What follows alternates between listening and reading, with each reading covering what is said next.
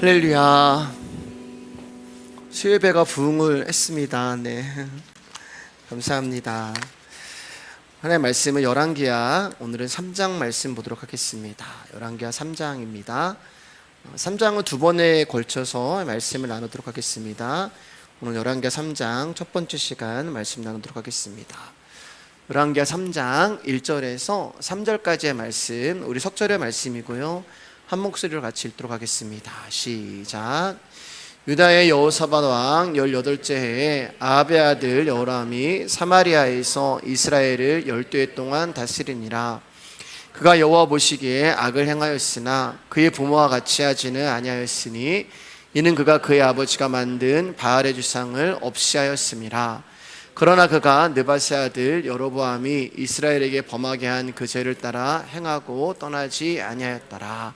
아멘. 말씀의 제목 한번 읽어보겠습니다. 시작. 도토리 키재기. 옆 사람과 인사할까요? 귀하십니다. 귀하십니다. 네. 비도 오고 날씨도 궂으신데 또 수요예배 와주셔서 너무 감사드립니다. 새벽에 또 일 가시고 또 예배당에 오셔서 감사드리고 하루 종일 또 사업하시고 직장 가시고 너무 귀하신 분들을 또 성도님들로 이렇게 맞이하게 돼서 제가 참 많이 행복합니다. 아하시아의 뒤를 이어서 지난 시간에 아하시아가 왕이었잖아요. 북이스라엘에. 아하시아가 죽고 이제 그 뒤를 이어서 여호람이 이제 왕이 됐습니다. 아합의 이제 알들이고요, 역시요. 그리고 여호람이 이제 북이스라엘을 12년 동안 다스렸어요. 이 2절 말씀을 보면은 그가 여호와 보시기에 악을 행하였으나 이렇게 하거든요. 여호람 역시 하나님 보시기에 악을 행했다는 말입니다. 그런데 그의 부모와 같이 아니하였으니, 말이 좀 이상하잖아요. 악을 행하였는데 그의 부모와 같이 하진 아니하였으니, 부모가 이제 아합과 이세벨이 되거든요. 이는 그가 그의 아버지가 만든 바알의 주상을 없이 하였음이라. 다시 말해서 바알의 동상을 철거했다, 그 내용이 되는 것입니다. 이것만 보면은 여호람은 아합과 달리 하나님께 마음을 돌이키고 하나님을 섬긴 것인가 라고 생각할 수 있지만, 분명히 2절에서 여호와 보시기에 악을 행했다라고 말하고 있고, 3절에 보면은 여로보암이 이스라엘에게 범하게 한 그 죄를 따라 행하고 떠나지 아니하였다 이렇게 말한단 말이에요. 그러니까 여로보암은 하나님을 신앙한 것이 아니고 하나님 앞에 마음을 돌이켜서 바알의 주상들, 동상들, 그 우상들을 철거한 것이 아니라는 그런 뜻이 됩니다. 자, 그러면 여호람은 하나님께 마음을 둔 것도 아니고 하나님께 마음을 돌이킨 것도 아니고 하나님을 신앙한 것도 아닌데 왜 바알의 주상들을 철거한 것일까? 왜 그렇게 했을까? 사실 성경에 이제 정확한 이유가 나와 있지는 않아서 제가 말씀이 뭐다라고 말씀드릴 수 없지만, 이제 한 가지 이제 추론을 해보면, 갈멜산에서 바알 선지자와 또 엘리야가 이렇게 전쟁이 일어났잖아요. 그 전투에서 아무런 힘도 쓰지 못하는 바알을 이제 보게 된 거예요. 바알이라고 하는 신이 엘리야의 하나님 앞에서 아무런 것도 하지 못하고 무너져 버리는 그 모습을 보면서, 바알이라고 하는 신은 더 이상 우리가 의지하고 신뢰할 신이 아니야. 그래서 그 우상을 철거해 버린 것이 아닌가, 그런 이제 추측을 해봅니다. 그러니까 여호람이 하나님을 경외했기 때문에 바알의 주상을 철거하고 철폐한 것이 아니라, 바알은 아무것도 아니야, 저건 신도 아니고 뭐도 아니야, 그러니까 없애버려, 이렇게 해서 이제 철폐를 한 것뿐이라고 그렇게 이제 생각을 한번 해보고 싶습니다. 3절에서 여호람은 여로보암이 이스라엘에게 범하게 한 그 죄를 따라 행하고 떠나지 아니하였다 이렇게 말씀하고 계시잖아요. 여러분, 우리가 잘 아는 것처럼 여로보암의 죄는 금송아지를 하나님으로 만든 것이 여로보암의 죄입니다. 다 아시는 내용이지만 말씀을 나눴기 때문에, 여로보암이 금송아지를 만들어 이스라엘 백성들로 하여금 여호와를 섬기게 한 그 이유는, 당시에 이제 예루살렘에 성전이 있었거든요. 하나님은 예루살렘 성전에서만 예배하고 거기서 드리는 예배를 내가 받겠다라고 말씀을 하셨거든요. 그래서 남유다와 북이스라엘이 딱 갈라졌지만, 절기가 되면은 북이스라엘 사람들이 남유다에 가가지고 예루살렘에서 하나님 앞에 예배를 드리고 제사를 드렸습니다. 그러니까 절기 때마다 남유다로 가는 백성들을 보면서 여로보암은 혹시 우리 백성들이, 내 백성들이 유다에 예배드리러 갔다가 정착해 버리는 거 아니야? 라는 불안감을 갖게 되고, 그 불안감이 이제 금송아지를 두 군데 만들었죠. 야, 예루살렘은 한 군데 있지만 우리는 하나님 앞에 예배하는 성전이 두 곳이야. 베델과 단에다가 금송아지를 만들고 이게 우리의 하나님이야. 이렇게 이제 선포를 한 거죠. 그러니까 여로보암이 이렇게 한 것은 금송아지를 하나님이라고 만들었던 것을 악이라고 죄라고 얘기하는 것이 아니라요, 그렇게 한 여로보암의 그 속셈을 성경은 악이라고 이야기해요.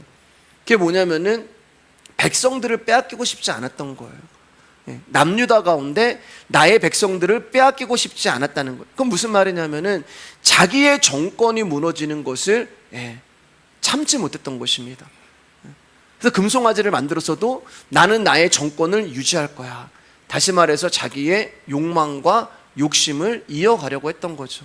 그래서 탐심이 우상 숭배라고 성경이 말씀하고 있는 것입니다. 결국 금송아지를 만들어서라도 자기의 정권과 자기의 왕권을 유지시키고 싶었던 그 탐심에 대해서 성경이 죄이고 악이라고 이야기를 하는 것입니다.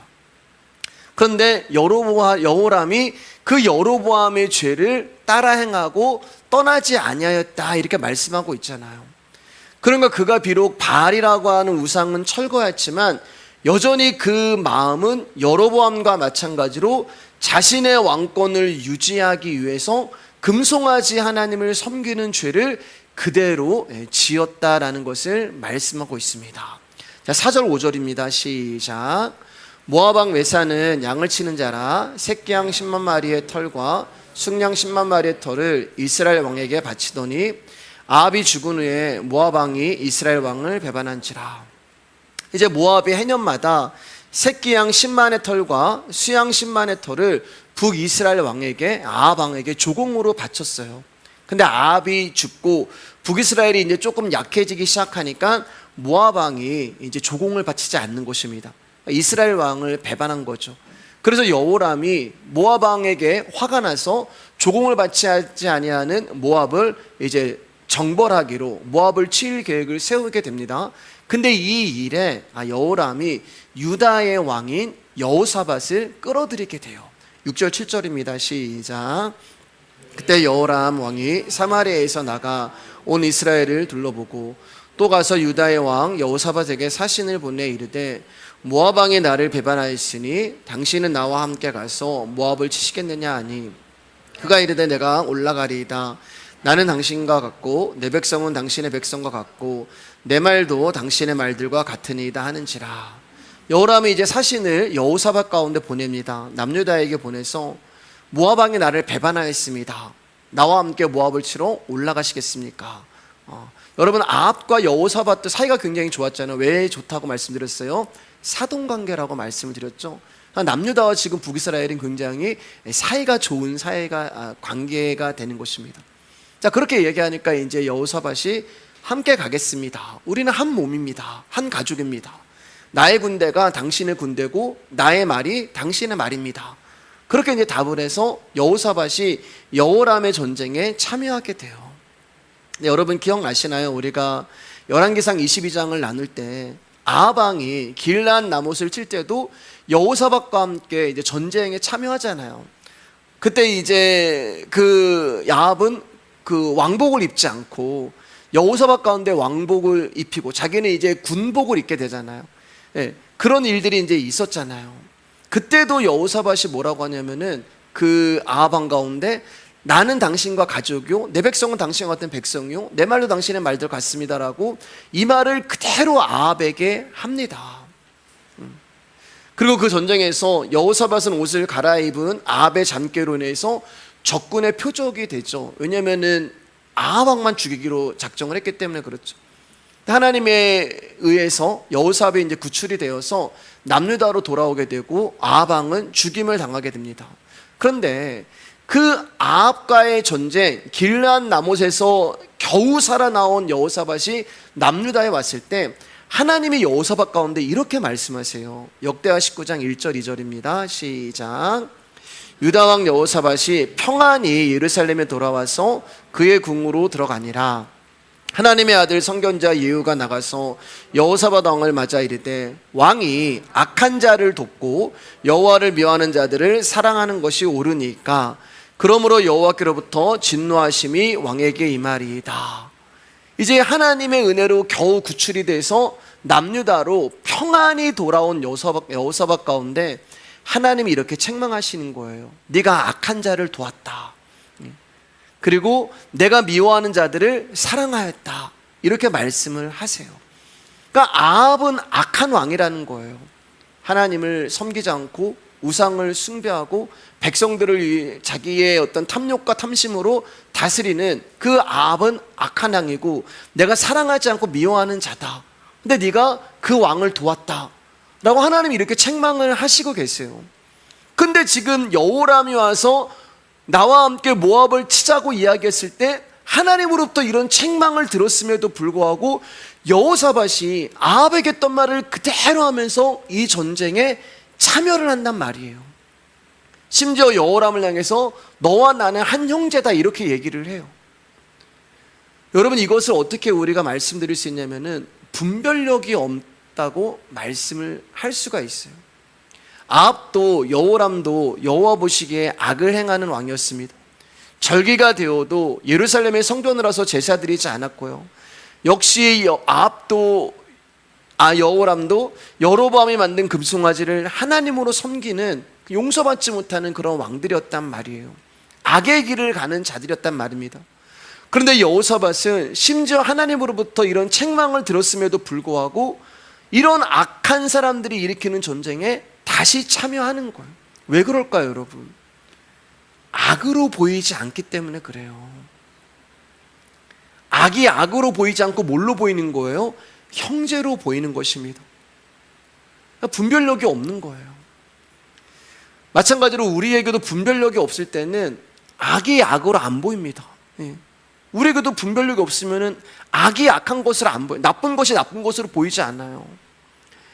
어떤 분들은 교회 안에서 성경을 이해하고 해석하는 것이 좀 다른 것이지 우리는 같은 하나님을 섬기고 같은 진리의 길을 가고 있다고 생각하는데 절대 아닙니다, 여러분. 여러분, 성경을 이해하고 해석하는 것이 다르다는 것은 섬기는 하나님이 틀리고 믿는 하나님이 다르다는 말씀이에요. 다시 말해서 내가 믿는 예수와 저 사람이 믿는 예수가 다르다는 거예요. 너네 목사님 말만 맞냐? 거기에만 구원이 있냐? 여러분, 내가 믿는 예수와 저 사람이 믿는 예수가 달라요. 그럴 수밖에 없죠. 같은 말씀을 보는데 다른 해석이 나온다는 것은 누군가는 지금 잘못 해석하고 있고 누군가는 바른 길을 가고 있다는 말이에요. 그래서 우리는 이것에 대해서 분별해야 되는 거예요, 여러분. 말씀을 들으면서 내가 예배를 드리면서 분별을 해야 되는 거예요. 왜 이 말씀에 예수 그리스도가 없지? 왜 이 말씀에 십자가 복음이 없지? 여러분, 그것에 대해서 우리는 분별을 해야 되는 것입니다. 또 하나 우리가 분별력이 흐려지는 것이 뭐냐면은 혈족에 의한 관계 때 분별력이 흐려져요. 지금 여호사밧과 여호람은 사돈 관계거든요. 그러니까 아합의 딸이 여호사밧의 며느리고 이 며느리의 오빠가 여호람이 되는 거예요. 그러니까 지금 사돈 관계란 말입니다.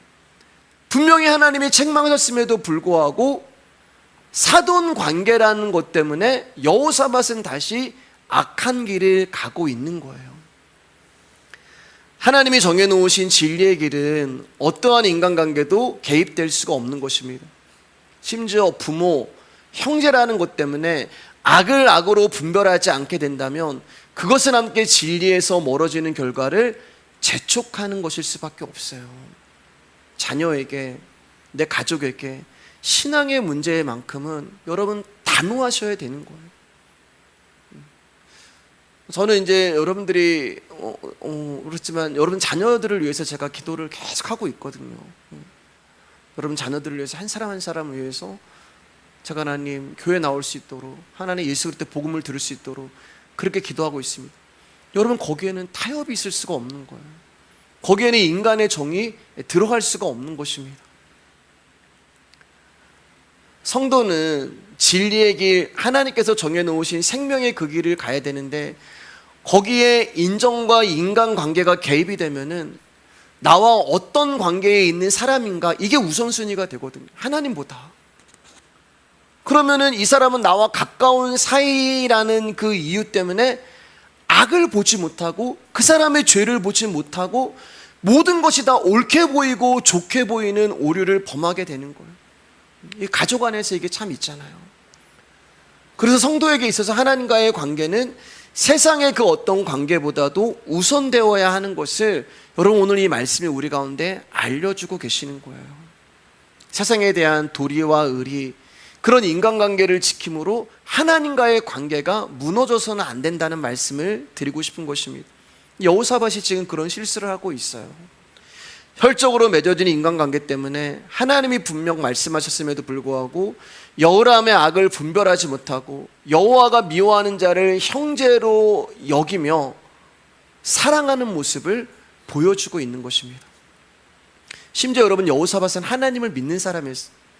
우리가 지난번에도 봤지만 여호사밧은 무슨 일이 있을 때마다 선지자에게 찾아가서 물어봤던 사람이에요. 그런 그가 하나님과의 관계에서 생각하지 못하고 세상 관계를 앞세우게 되므로 여호람의 악을 보지 못하고 단지 그가 어려웠을 때 도와주는 것이 인간적인 도리라는 것만 생각을 하며 같이 죄악의 길을 가는 것입니다. 이게 분별력이 없을 때 우리 가운데 나오는 어리석음이 되는 거예요. 잠언 1장 10절 말씀입니다. 시작. 내 아들아, 악한 자가 너를 꿰일지라도 따르지 말라. 여러분, 악한 자가 우리를 꿰일 때 유혹을 당하고 넘어갈 때가 있잖아요. 근데 악한 자가 너를 꿰일지라도 따르지 않는다는 말은 뭐예요? 악이 보인다는 거거든요. 저 사람이 나에게 저렇게 말하는 속셈이 보이고 저 사람의 의도가 보인다는 거예요. 그 말은 분별력이 나에게 나온단 말입니다. 자, 그러면 이 분별력이 어디서 오는 건가? 말씀에서 나오는 거예요. 그래서 우리의 모든 근본이 성경이어야 하는 것입니다. 그래서 성경에 마음을 둔다는 것 자체가 하나님과의 관계를 소중히 여기는 거예요. 사랑하는 여러분, 성경은 코에 걸면 코걸이, 귀에 걸면 귀걸이가 되는 게 아니에요. 그러니까 내가 원하는 대로 그 말씀을 가져다가 하시면 안 된단 말입니다. 그저 하나님 앞에서 정직한 모습으로 하나님께서 나에게 무엇을 말씀하시는가, 거기에 우리가 집중한 채 그분의 말씀을, 음성을 들을 때 여러분, 그 말씀이 우리 가운데 분별력을 있게 하시는 거예요. 자, 본문 계속 보겠습니다. 8절에서 10절입니다. 시작. 여호람이 이르되 우리가 어느 길로 올라가리까 하니 그가 대답하되 에돔 광야 길로이니이다 하니라. 이스라엘 왕과 유다 왕과 에돔 왕이 가더니 길을 들러간 지 7일에 군사와 따라가는 가축을 먹일 물이 없는지라. 이스라엘 왕이 이르되 슬프다, 여호와께서 이 세 왕을 불러 모아 모압의 손에 넘기려 하심도다 하니. 이제 모압을 치러 갈 때 여호람이 여호사밧 왕에게도 도움을 청했고요, 에돔 왕에게도 도움을 청했습니다. 그러니까 세 나라가 이제 연합군을 이루게 됐어요. 여호람의 연합군은 에돔 광야 길을 거쳐 모압을 정벌하기로 했습니다. 근데 그 길이 이제 너무 험했어요. 길이 거칠었어요. 그래서 여호사밧 가운데 어디로 올라가는 것이 낫겠습니까? 라고 물었을 때 여호사밧이 에돔 광야로 가는 것이 좋을 것 같다라고 이야기를 하고 에돔 광야 길로 이제 모압을 치러 가는데 아무리 가도 이제 길이 나오지 않는 것입니다. 그리고 결국 7일째가 됐을 때는 물이 떨어지게 돼요. 자, 물이 떨어지게 되니까 여호람이 뭐라고 얘기하면은 슬프다, 여호와께서 이 세 왕을 불러 모아 모압의 손에 넘기려 하시는 도다라고 지금 하나님을 원망하고 있어요.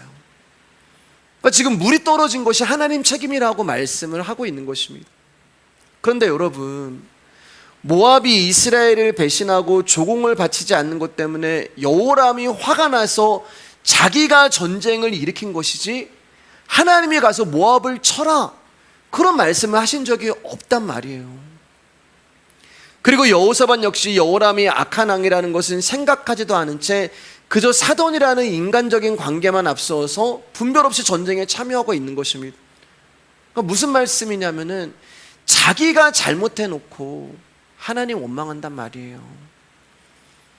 사람이 잘못한 것이지 하나님이 실수한 것이 아니란 말입니다.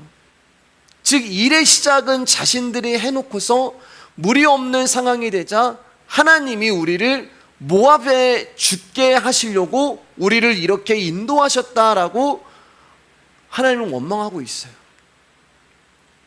하나님은 새 왕을 모압의 손에 붙이고자 하신 적이 없습니다. 여호람이 지금 돌아가는 상황이 자기에게 불리해지니까 그렇게 지금 상황을 제멋대로 해석해버리고 있는 거예요. 그리고 내가 원하는 대로 상황이 되어지지 않으니까 하나님을 향하여 불만을 가지고 불평하고 원망을 하는 것입니다. 그러나 이 전쟁에 관해서 하나님은 어떤 상관도 없으시죠. 그저 모압이 바칠 조공을 염두에 둔 여호람의 욕심과 욕망이 일으킨 전쟁이지 하나님을 위한 전쟁이 아니란 말입니다. 우리가 고난을 당하고 어려움을 당하고 때로는 이제 시험을 당할 때 우리가 잘하는 말 중에 하나가 하나님 왜 나한테 이렇게 하시는지 모르겠다, 이런 말을 잘해요. 하나님 왜 나에게 이렇게 어려움을 주시는지 모르겠다. 병을 주셔도 하필 이런 병을 주시고, 고통을 주셔도 하필 이런 고통을 주시고, 누구를 만나도 하필 저런 사람을 만나게 하시고, 고난을 주셔도 왜 이런 고난을 주시는지 모르겠다. 나는 정말 그런 하나님을 이해하지 못하겠다. 그렇게 이야기를 합니다. 그러나 사랑하는 여러분, 하나님을 이해할 수 없는 게 사람이 맞는 거예요. 우리가 어떻게 하나님이 하시는 일을 이해할 수가 있겠습니까? 여러분, 성경 66권을 다 이해하실 수 있으시겠어요? 이 세상에 돌아가는 것을 여러분들이 다 그것을 해석하실 수가 있으시겠어요? 우리의 상식으로 이해가 되면 그분은 하나님이 아니란 말입니다. 인간의 좁디 좁은 시각과 생각과 무지함을 가지고 광대하시고 세상의 처음과 끝날을 다 계획하시고 알고 계신 그 하나님을 이해한다는 말 자체가 잘못된 거예요, 여러분. 우리가 하나님의 일을 이해하고 이해가 되면 받아들이고 인정하겠다는 것이야말로 내가 누구인가를 알지 못하는 것입니다. 그래, 거기서 나오는 게 뭐예요, 여러분? 나는 이런 일을 당할 만큼 악한 사람이 아니에요. 요셉이잖아요. 요셉이 지금 그 이야기하고 있거든요. 나는 이런 곳에 끌려올 사람이 아니에요. 나는 이런 일을 당할 사람이 아니에요. 근데 그런 일을 당해야 되는 게 우리란 말이에요. 그러면 나는 이런 일을 당해야 할 만큼 악한 사람이 아니에요 라고 하는 그 말은 내가 여러분 굉장히 대단한 존재라는 것을 이야기하는 거예요. 여러분, 우리의 출발이 돼지우리라고 말씀을 드렸잖아요. 우리 하찮은 존재들이에요. 그 내가 어디서 출발하는가를 모르니까, 내가 어디서 구원을 받았고 내가 어떻게 하나님의 사랑을 입었는지를 모르니까 내가 하찮은 존재로 보이지 않는 거예요. 내가 이런 일을 당해야 된다고? 하나님이 나에게 이렇게 하신다고? 하나님이 하시는 일이 이해가 안 되고 불평을 하게 되고 원망을 하게 되는 것입니다. 저와 여러분들이 하나님께 원망을 한다면 그것은 하나님 앞에서 참으로 무거운 자신의 죄를 알지 못하기 때문에 그래요. 우리가 무슨 할 말이 있어요, 여러분? 나의 깊은 죄를 안다면 여러분, 우리가 십자가 앞에서 무슨 할 말이 있겠습니까? 하나님, 내가 이것도 했습니다, 저것도 했습니다. 어떻게 감히 그런 말이 나올 수가 있겠어요? 어떻게 하나님 나에게 이런 일을 행하십니까? 그런 고백을 할 수가 없는 거예요. 하나님, 제가 지은 죄에 비해서 정말 제가 심판을 받고 하나님 지옥에 가야 마땅하는 그 저의 죄에 비해서 하나님, 제가 당하는 고난은 가볍습니다. 우리는 거기까지 가야 하는 거예요. 근데 그런 심령으로 바뀌는 거 진짜 기적 중에 기적이라고 생각을 합니다. 쉽지 않은 일이잖아요, 여러분. 정말로 여러분, 저와 여러분들이 하나님 앞에서 내가 아무것도 아닌 티끌이요 먼지요라고 하면 무슨 갈등이 있고 무슨 관계의 어려움이 있고 거기에 뭐가 누가 높고 누가 낮고 이게 무슨 의미가 있고, 근데 아직 아직도 그게 아니라는 거예요. 진짜 기적 중에 기적은 이러한 모습으로 바뀌는 것이 진짜 기적이 되는 것입니다. 우리는 자신이 하나님 보시기에 악한 자라는 것을 생각하지 않습니다. 그 자신이 자기의 뜻을 앞서 행동하고 있음을 생각하지도 않아요. 여러분, 사실 우리는 하나님 앞에 불평할 것도 없고 원망할 것도 없어요. 맞잖아요, 여러분. 감사 말고는 우리가 드릴 게 뭐가 있겠습니까? 먼지옷 티끌인 나를 하나님 자녀 삼아주셨는데 감사밖에 없는 거예요. 우리는 항상 나 자신만을 위해 살아가는 자들이잖아요. 여러분, 한번 생각해 보세요. 우리가 무언가를 할 때 하나님께 묻고 하나님으로부터 그거 해라, 그런 답을 듣고 행한 적이 없으시잖아요. 하나님이 이 일을 할까요 말까요 라고 물었다고 해도 하나님으로부터 구체적인 답을 듣고 한 것이 아니잖아요.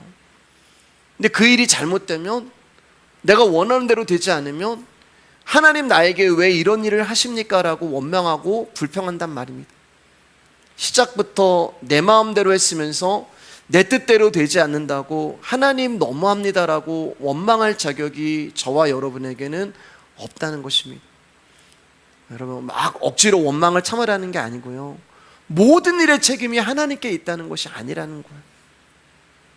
사실 여호람이 전쟁을 하는데 하나님이 그들의 길에 물이 있고 먹을 것을 주셔야 하는 이유가 뭐가 있어요?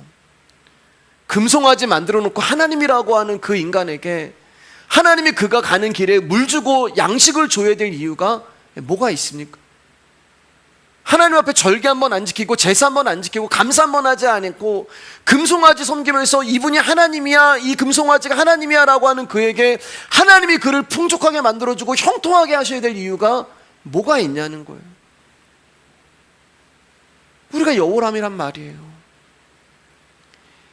욥은 자신이 죄를 행하지 않았다는 것만 생각하면서 그것을 자신의 정당함으로 여긴 거예요. 그 친구들이 와가지고 네가 무슨 죄가 있으니까 하나님이 너에게 고난을 주셨겠지. 근데 욥이 생각하니까 아무런 죄도 없거든요. 나는 하나님 앞에 죄를 진 게 없거든요. 여러분, 욥이 모든 것을 잃어버렸으면서도 하나님을 원망하지 않았잖아요. 자식들이 죽고 재산이 날아가고 부인이 떠나가고, 그래도 욥이 뭐라고 얘기하면 주신 자도 여호와시고 가져가시는 분도 여호와시니 여호와 이름이 찬송을 받을 것입니다. 이 대단한 말을 하잖아요.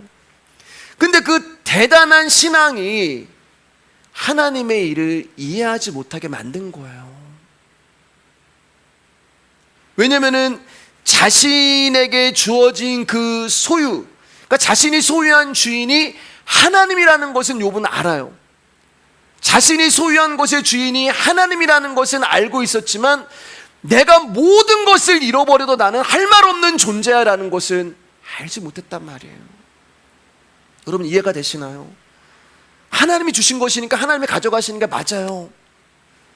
근데 그의 몸에 하나님이 악창을 주시고 피부병을 주시고 이제 자기 몸이 괴롭 거거든요.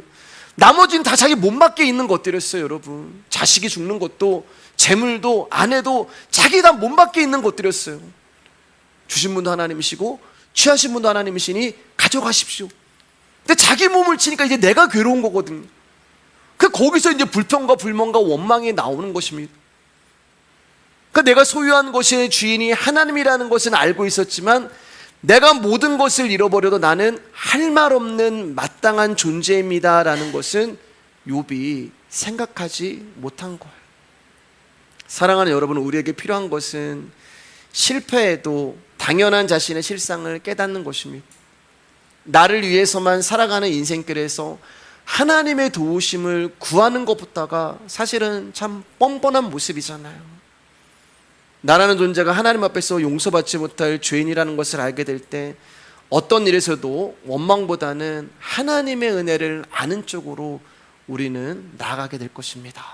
자, 11절 12절입니다. 시작. 여호사밧이 이르되 우리가 여호와께 물을 만한 여호와의 선지자가 여기 없느냐 하는지라. 이스라엘 왕의 신하들 중에 한 사람이 대답하여 이르되 전에 엘리야 손에 물을 붓던 사밧의 아들 엘리사가 여기 있나이다 하니 여호사밧이 이르되 여호와의 말씀이 그에게 있도다 하는지라. 이에 이스라엘 왕과 여호사밧과 에돔 왕이 그에게로 내려가니라. 이제 어려움이 닥치자 여호람은 어찌할 바를 모르면서 당황을 합니다. 이때 여호사밧이 이제 이야기를 해요. 여호와의 선지자가 혹시 없느냐? 그때 이제 신하 중에 한 사람이 엘리사의 손에 물을 붓던, 이건 이제 그 종이 주인을 섬기는 모습을 이야기하고 제자가 스승을 섬기는 모습을 이야기합니다. 종이 이제 주인에게 물을 부어드리는 그런 모습을 얘기해요. 그래서 여기 엘리사가 있습니다라고 이야기해요. 그때 여호사밧이 뭐라고 이야기하냐면은 그에게 여호와의 말씀이 있도다 이렇게 얘기해요. 여호와의 말씀이 그에게 있도다. 여러분, 이게 무슨 말이에요? 답은 말씀에 있다는 뜻이 되는 것이에요. 저와 여러분이 무엇을 하든 항상 제일 먼저 해야 하는 것은 하나님의 말씀이 어디에 있냐는 거예요. 여러분, 하나님의 말씀이 어디 있어요? 예배의 자리란 말입니다. 하나님의 말씀이 여기에 있도다. 그래서 우리가 예배를 드리는 것을 귀하게 여겨야 되는 것. 하나님의 말씀이 여기 있도다. 왜냐하면 이 예배에 떨어지는 하나님의 말씀이 우리 인생의 모든 문제의 답이 되는 것입니다. 그런데 이 자리를 하찮게 여기고 귀하게 생각하지 않는다는 것은 우리 인생에 대한 모든 문제에 대하여 내가 해결하려고 한다는 증거가 되는 거예요. 아닙니다, 여러분. 우리에게는 답이 없어요. 그래서 오직 말씀이 선포되는 곳에 저와 여러분들이 나와 계셔야 되는 거예요. 연약할수록, 답답할수록, 안 될수록, 아플수록, 무너질수록 더 예배 자리를 귀하게 여겨서 그 말씀 앞에 머무르셔야 되는 거예요. 13절입니다. 시작. 엘리사가 이스라엘 왕에게 이르되 내가 당신과 무슨 상관이 있나이까? 당신의 부친의 선지자들과 당신의 모친의 선지자들에게로 가소서 하니 이스라엘 왕이 그에게 이르되 그렇지 아니하니이다. 여호와께서 이 세 양을 불러 모아 모압의 손에 넘기려 하시나이다 하니라. 에돔 광야를 통과하고 이제 물이 떨어진 상황에서 자신을 찾아온 여호람과 새 왕을 향하여서 엘리사가 내가 너와 무슨 상관이 있냐 이렇게 이야기를 해요. 다른 선지자를 찾아가라. 그러니까 지금 엘리사는 여호람과의 관계성을 부인해요. 여러분, 여호사밧은 너는 나의 형제야라고 하면서 사랑을 했는데 엘리사는 아예 부인을 해버려요. 다시 말해서 내가 너를 위해서 하나님께 기도할 이유가 없어, 그렇게 얘기해요. 좀 매정하게 보이죠, 여러분. 하나님의 선지자가 내가 너를 위해서 기도할 이유가 없어, 네가 왜 날 찾아왔니? 좀 퉁명스럽게 보이는데 여러분, 이거는 어떤 여호람 가운데 엘리사의 개인적인 감정이 있어서 이러는 것이 아니에요. 섞일 수가 없는 거예요. 다른 거예요. 언어가 다르고 생각이 다르고, 아까 말했지만 우리 어떻게 같은 성경이고 뭐 같은 교회 다니고 그렇지 않다는 거예요.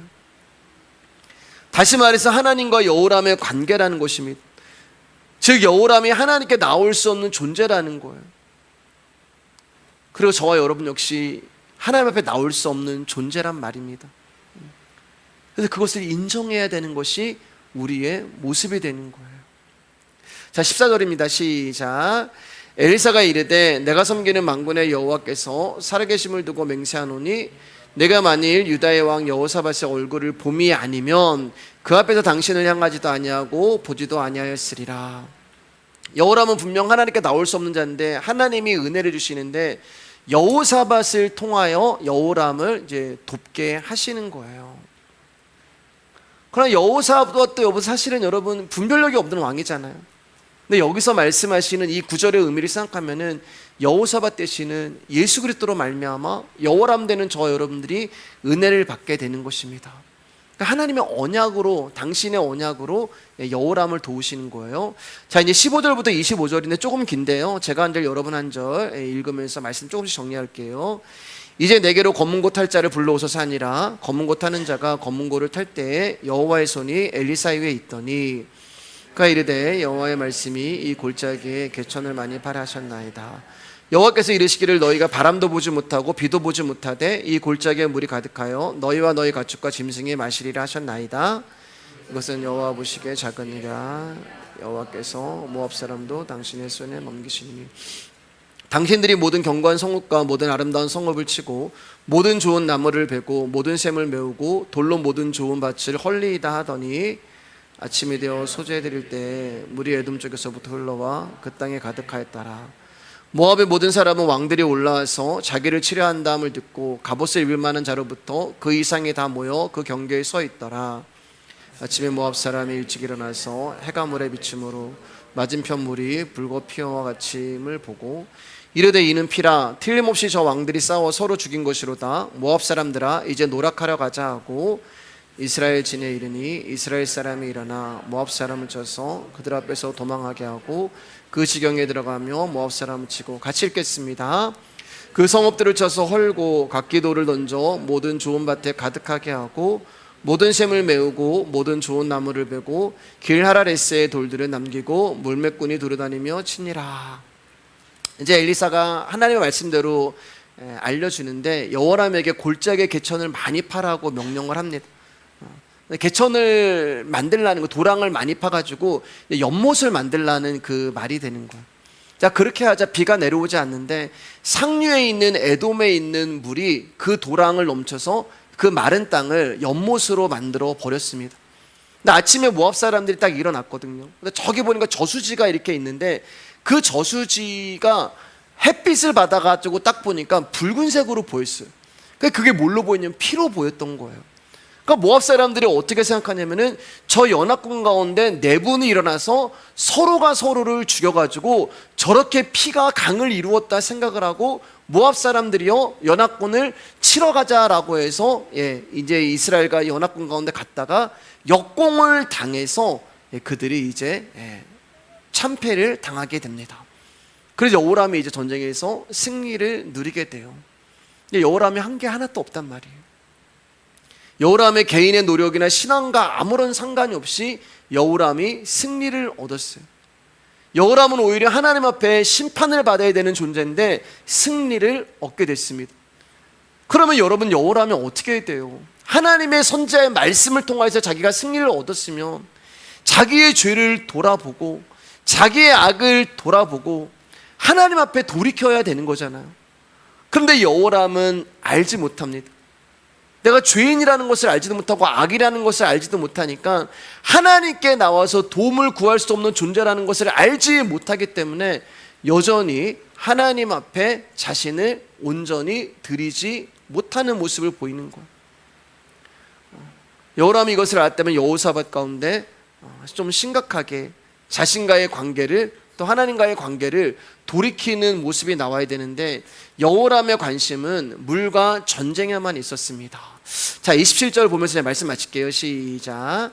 이에 자기 왕위를 이어 왕이 될 맏아들을 데려와 성에서 번제를 드린지라. 이스라엘이 크게 경노함이 임함에 그들이 떠나 각기 고국으로 돌아갔더라. 이제 모압 왕이 이제 그 골목으로 몰리게 됐어요. 쫓기고 쫓겨서. 근데 모압 왕이 이제 무슨 짓을 했냐면은 이제 쫓겨서 이제 죽을 때가 되니까 어떤 짓을 했냐면 자기의 맏아들을 데려와서 인신 제사를 드린 거예요. 맏아들을 번제로 드린 거예요. 근데 여기 보면은 그 모습을 보고 이스라엘이 크게 경노했다, 분노했다고 얘기하는 거예요. 그러니까 여호람과 세 연합군이 이제 모압 왕을 죽이려 왔는데 그 모압 왕이 자기의 아들을 자기가 믿는 신에게 제물로 드리는 모습을 딱 보면서 여호람하고 세 연합군이 분노해가지고 그를 죽이지 않고 돌아가는 일이 생긴 것입니다. 왜 그랬을까요? 너무 이건 인간으로서 할 일이 아니었거든요. 야, 어떻게 아빠가 돼가지고 아들을 저렇게 죽일 수가 있어? 어떻게 사람을 걷어 자기 아들을 제물로 바칠 수가 있어? 야, 저런 인간은 우리가 건들지 않아도 하나님이 저 인간을 심판하실 거야. 저 우리가 죽이나 마나 아무런 상관없는 존재야. 이러면서 이제 돌아오게 된 거예요. 모압에 섬겼던 그 신이 이제 그모스라고 하는 신을 섬겼는데 모압 왕은 마지막에 자기가 섬겼던 그모스 신이 내 아들의 목숨을 받으면 자신을 도와줄 거라고 생각을 한 것입니다. 그래서 재밌는 것은 지금 그 모습을 보면서 이스라엘이 악한 놈이라고 얘기하는 거예요. 야, 저 악한 놈이라고 이야기를 하는 것입니다. 자, 그런데 악한 놈이라고 할 자격이 없다는 거예요. 여호람이 지금 모압 왕이 드리는 그 모습을 보면서 분노하며 떠나버린단 말입니다. 그 행위를 보면서. 근데 여호람의 행동은 과연 옳으냐는 거예요. 지금 여로보암의 금송아지를 섬기고 있는 여호람이나 그모스라고 하는 그 신을 섬기고 있는 모압 왕이나 그놈이라는 거예요. 저는 아들을 제물로 바치지 않는데요, 그것만으로 하나님 앞에 정당하고도 인정받을 수 없다는 말입니다. 그러면 우상을 섬겨도 모압 왕처럼 아들만 제물로 바치면 정당하냐는 거예요. 그렇지 않다.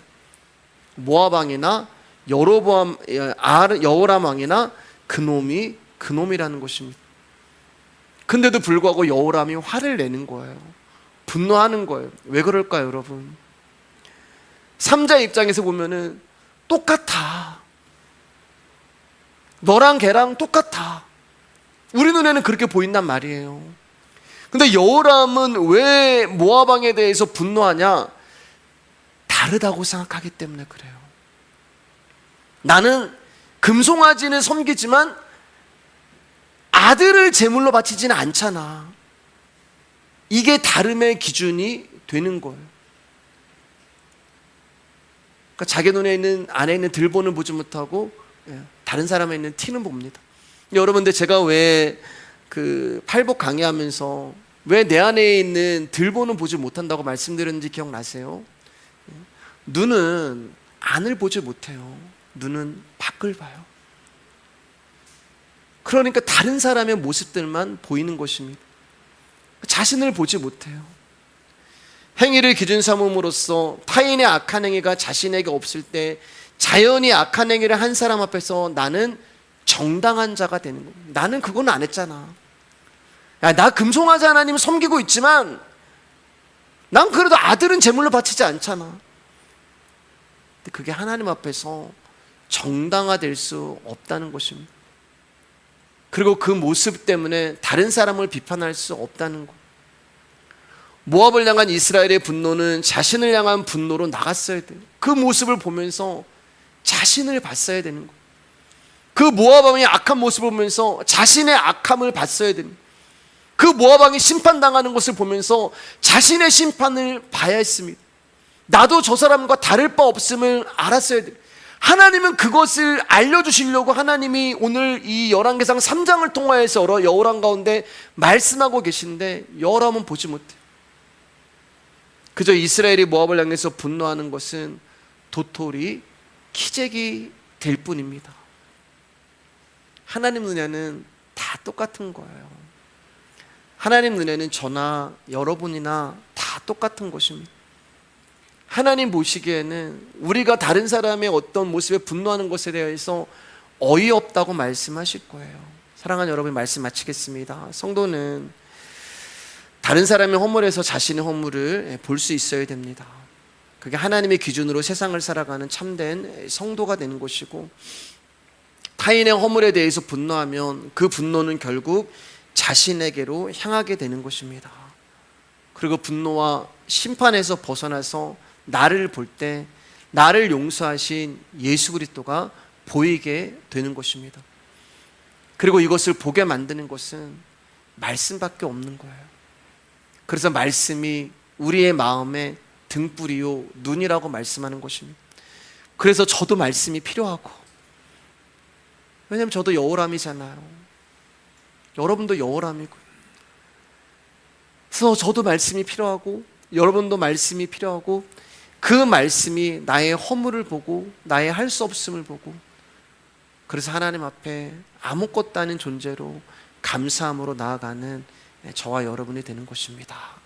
그렇지 않게 되면 우리는 도토리 키재기 하면서 살아갈 뿐이에요. 오늘 여기까지 하겠습니다.